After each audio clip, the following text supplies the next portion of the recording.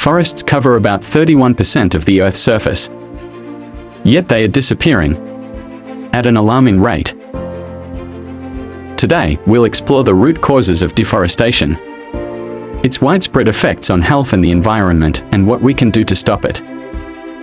What is deforestation?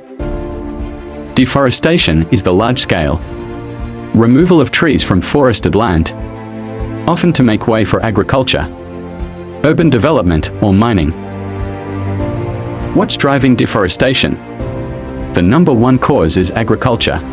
Forests are cleared to make room for cattle grazing, crops like soy and palm oil. Logging, both legal and illegal, strips forests for timber and fuel. Infrastructure development, such as roads and dams, also plays a significant role. And finally, mining operations contribute to deforestation in resource-rich regions.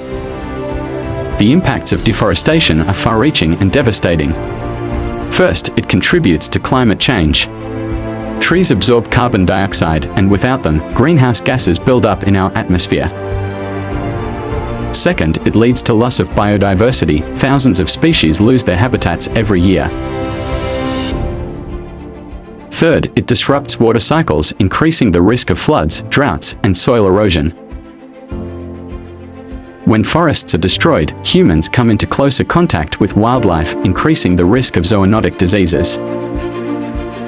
Quality also declines. Forest burning releases harmful particles that can trigger respiratory problems. Mental health is impacted too. Indigenous communities that depend on forests face loss of identity, displacement, and food insecurity. So what can we do to stop deforestation?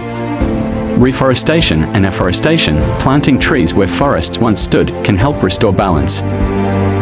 Forests are the lungs of our planet and the heart of many communities. Protecting them means protecting ourselves. You can start by making conscious choices.